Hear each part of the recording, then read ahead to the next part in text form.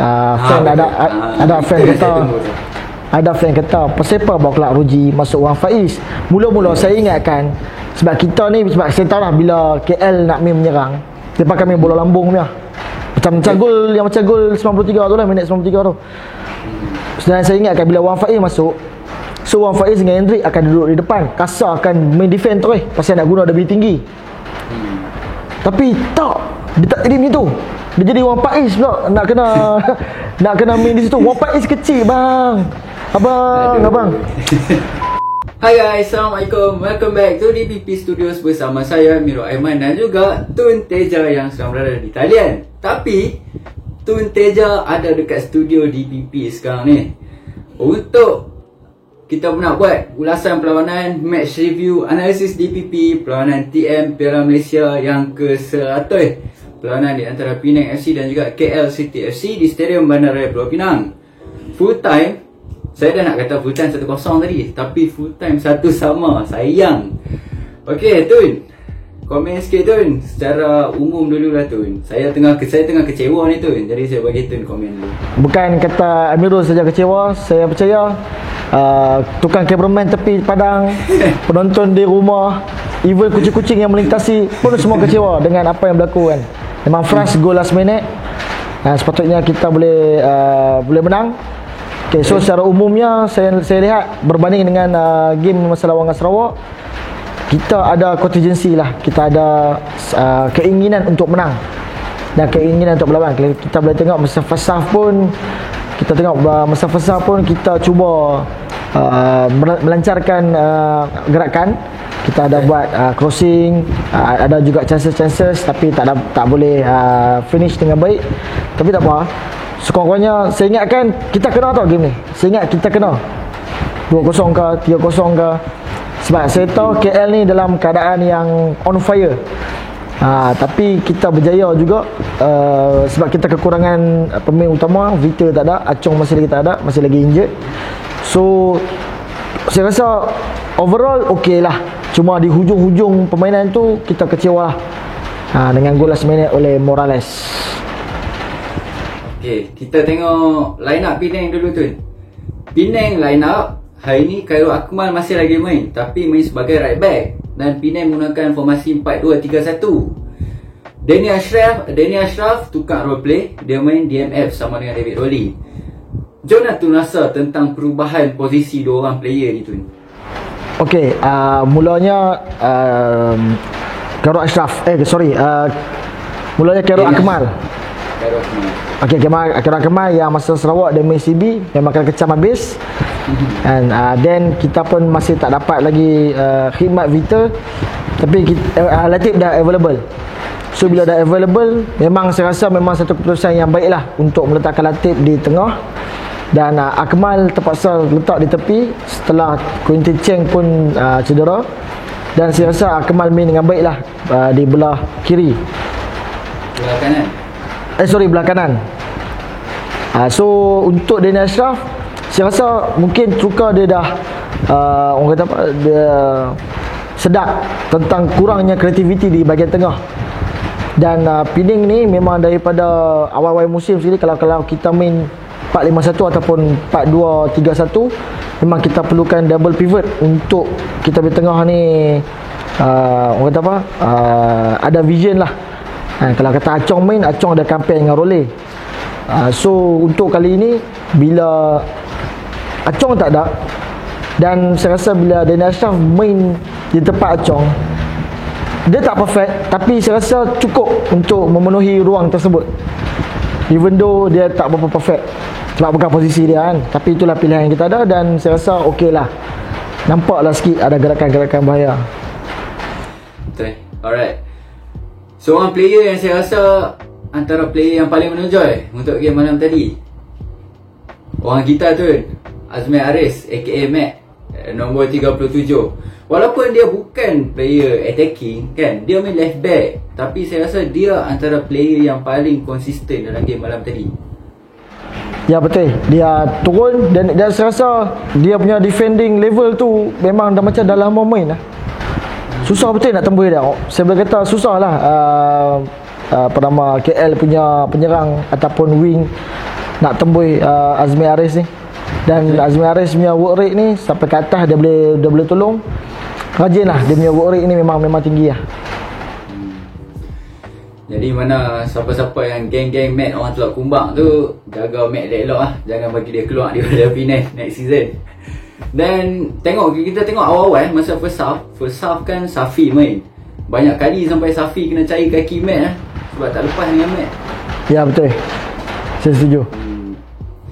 Okey, lepas tu Gol ni ada isu sikit lah. Ada yang kata Sherindin yang skor, ada yang kata Kasar skor.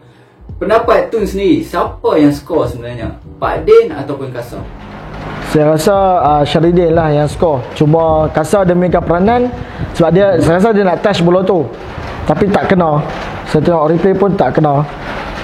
Tapi dengan gerakan yang dibuat oleh Casa Grande itu menyebabkan Kevin Mendoza, iaitu goalkeeper yang terbaik di Liga Super sekarang ni, keliru, pening. Dia macam dummy. Macam dummy. So saya rasa tak kisahlah siapa gol, janji boleh gol lah. Yang tu je paling penting sekarang ni. Nak claim tu apa dua lepas tu. Janji bola dah masuk. Janji bola tu dah masuk. Bola yang halal. Tapi kan tu, apa yang saya pasal semenjak daripada game yang lepas, saya tak tahulah, mungkin sebab faktor hujan ke dengan keadaan padang. Nak kata padang bertakung tak, cuma mungkin padang lembab. Sebab dalam Stadium Bandaraya kita guna rumput kau grass kan. Tapi dah 2 game saya perasan Penang memang sangat-sangat suka main long ball tu. Nampak macam midfield tak hidup langsung. Banyak sangat terlalu direct football. Dapat bola pam kat atas, nak cari kasar je. Sekarang ni saya tengok dekat video DPP Studios 30% saja yang dah subscribe. Lagi 70% lagi tak apa nak subscribe. So untuk kami melanjutkan lagi video-video kami yang lepas ni, yang lebih konten-konten yang lebih menarik, kami meminta sokongan anda untuk subscribe video kami, like, ataupun yang mana tak suka tu nak dislike, tekan 2 kali pun tak apa. So yang mana kawan-kawan kita ni, kita subscribe untuk kami teruskan konten-konten yang akan datang. Terima kasih. Saya rasa itulah taktikal yang True cuba bawa. Dan sebagai Casa Grande sebagai target man, dan cari Hendrik di yang deep sikit, ke bawah sikit, dan Hendrik dia akan cari kiri kanan lepas tu. Dan lepas tu kita akan buat crossing lah. Saya banyak kali nampak buat macam tu. Dan saya rasa tak ada masalah main macam tu pun kan. Janji boleh jadikan gol. So saya rasa tak jadi masalah. Main macam mana pun tak apa, tak ada masalah. Kita tak risau sangat. Cumanya bila kalau kata tim lawan tu dah dapat baca tu, kita tu kena pandai lah. Penang ni kena pandai lah macam mana nak ubah corak permainan. Tapi saya rasa okey, tak ada masalah main macam tu. Okay, satu soalan saya nak tanya kat tu. Tak rindu TV Taka Manzur buat ke tu? Weh, siapa tak rindu. Lah kita tengok kata Penang main macam tu pun masa lawan Sri Pang first round. Tu lah tu. Sebab tak ada target kan tu. Yes, tu kira lah. Dan sedap lah game itu. Tapi tak tahulah, dia lain orang, lain pegang handle, lain cara drive dah. Ada orang suka drift, ada orang suka main drag. So macam sebelum ni mungkin suka main drift, yang hak baru ni dia suka main drag, sebab tu dia direct bola tu. Dan apa info yang kita dapat daripada Coach Manzur sendiri dekat Facebook dia sekarang ni, Coach Manzur dan Coach Mariza tengah apply lesen, betul tu? Ya, betul. Kita pun mendoakan yang terbaik lah untuk Manzur dan juga Kemarizal dapat lesen tertinggi di Asia ni, di Asia ke Asia Tenggara. So dan bolehlah bantu Penang dengan kursus-kursus yang akan mereka belajar nanti. Okey, kita tengok daripada side KL City pula.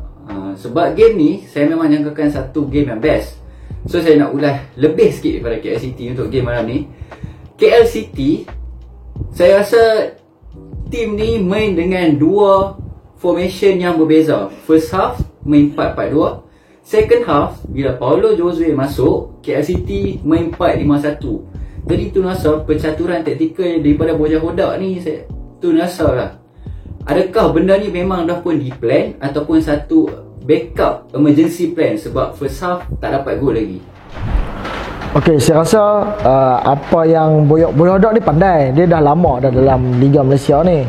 So dia tahu walaupun Truka ni baru ke ataupun, tapi dia mesti tahu punya okey, cara permainan Malaysia kalau macam ni kita kena buat macam ni. Dan keputusan untuk tukar formasi ni dalam masa 90 minit bukan benda yang mudah. Sebab kita nak melepaskan ego tu kan. So saya rasa berbaloi lah kali dapat juga gol yang last tu. Dan penguasaan di bahagian tengah oleh KL yang lagi lebih. Okay. Paulo Jose, rasa tu adakah dia seorang game changer dalam second half untuk KL City? Ya, saya setuju. Dia memang game changer. Masa dia masuk, dia ada perbezaan tau. Bila Safi Salih keluar, Paulo Jose masuk, kita gerun. Dia berbeza dengan Sheridan keluar, nombor 70 dengan 7 masuk. Dia jadi macam tengah-tengah leading 3-0 kan ni. Tengah leading 3-0 lah. Dia ni tu lebih kurang lah. Saya expect Awang yang akan masuk. Tapi yes. Saya rasa Awang tak 100% fit. Tak tahulah. Saya rasa lah pasal game sebelum ni pun dia ada macam injet sikit. Mungkin ada bisik-bisik dia kata dia nak main Malaysia dah tu, bagi dah fresh lah, tak tahulah kan. Cuma kita terkejut lah. Uish, dua tu yang tukar dengan dua unexpected player. Okay, gol Romain Morales minit 90 tambah 3. Betul-betul dah lagi berapa saat nak habis masa. Tu komen sikit tu gol last minute ni tu. Saya kecewa ni. Dia kalau gol tu memihak pada kita, contoh kita kena 0-1, tiba-tiba kita boleh bagi satu sama dalam minit, saya rasa rumah bawah ni boleh bising lah, boleh ketuk pintu lah, apa ni melompat-lompat ni.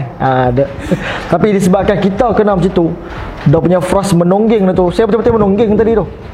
Memang betul kepala TV tak pecah pasal TV orang. TV tak pecah. Tapi muka ni dah jejak lantai lah, bungkuk ke atas. Dia punya frust menonggeng. Tapi itulah bola sepak kan. Itulah bola sepak. Kadang-kadang kita happy, kadang-kadang kita frust tu frust yang sangat-sangat boleh tumbuk dia dah sendirilah. Punya geram tu. Cuma ada pertikaian lah. Fan ada fan kata. Ada fan kata Persepa bawa kelab Ruji masuk Wan Faiz. Mula-mula saya ingatkan, sebab kita ni, sebab saya tahu lah bila KL nak main menyerang, dia pakai main bola lambung punya. Macam gol yang macam gol 93 tu lah, minit 93 tu. Dan saya ingatkan bila Wan Faiz masuk, so Wan Faiz dengan Hendrik akan duduk di depan, Kasar akan main defend terus pasal nak guna lebih tinggi. Tapi tak, dia tak jadi macam tu. Dia jadi Wan Faiz pula nak kena main di situ. Wan Faiz kecil bang. Abang. Tak gitu bang. Malah lah. Tapi memang frust lah. Dia bila frust ni segala benda dah akan jadi punca lah. Bila frust, cuba kalau menang. Dengan nombor 70 kita tepuk tangan, dengan nombor 7 kita tepuk tangan. Sebab kalah semua benda kita hantam lah. Jangan marah lah. Lawak je. Dan apa yang buatkan saya tertanya-tanya kan, benda tu saya rasa kalau tak tukar pun tak ada apa-apa efek tu. Lagi seminit je nak habis masa. Saya ingatkan tukar tu sebab Ruji injet ke ataupun lah, mostly sebab injet lah. Tapi tukar sebab mungkin nak melambatkan masa. Dan kalau nak melambatkan masa lagi 2 saat, boleh lah nak buat golek-golek ke apa ke. Ni dah lagi membeleng berapa saat lagi ni. Dan kita itu pula memang free kick untuk KL. Macam saya kata lah, kalau tak memihak pada kita, dia akan cari benda, dia akan cari punca juga macam mana pun.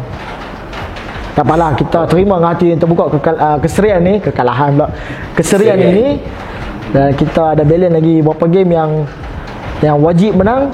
So pokoknya dapat nombor 2. Lepas tu kemungkinan suku akhir tu kita akan bertemu dengan juara grup D kot. Tak dah, siapa dah. Benda nak jalan susah. Benda ni memang nak jalan susah. Kalau kita terima, kita reda.